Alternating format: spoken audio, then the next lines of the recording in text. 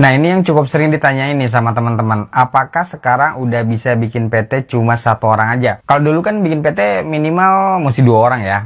Pakai akta notaris, makan biaya, dan makan waktu karena harus kesana sini untuk ngurus perizinan dan ngurusin NPWP-nya ke kantor pajak. Sekarang bikin PT bisa cuma 1 orang aja, nggak perlu kemana-mana karena teman-teman bisa melakukannya secara full online, nggak perlu datang ke kantor notaris untuk bikin akte pendirian. Biayanya cuma Rp50.000 untuk bayar PNBP, penerimaan negara bukan pajak dalam bentuk voucher, dan nggak sampai 1 jam input data ke internet. Teman-teman udah punya badan hukum PT sendiri.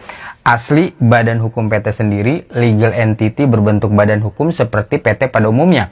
Plus dengan NPWP elektroniknya tanpa teman-teman harus pergi ke kantor pajak. Nah, ini kesempatan nih buat teman-teman, khususnya teman-teman yang punya usaha mikro, kecil, dan pengen punya perusahaan sendiri, badan hukum PT milik sendiri, tapi ngerasa nggak punya partner bisnis dan modal yang cukup.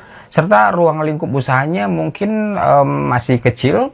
Teman-teman bisa bikin PT perorangan, caranya mudah, full online, dan biayanya juga terjangkau ya. Outputnya nanti teman-teman akan mendapatkan surat pernyataan pendirian dan sertifikat pendirian PT seperti ini.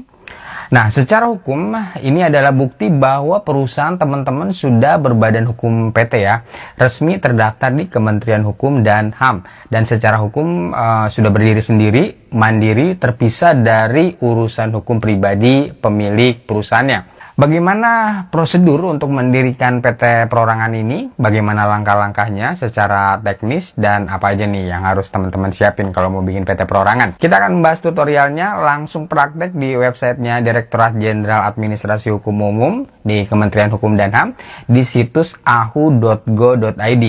Dan kita akan membahasnya di video ini ya.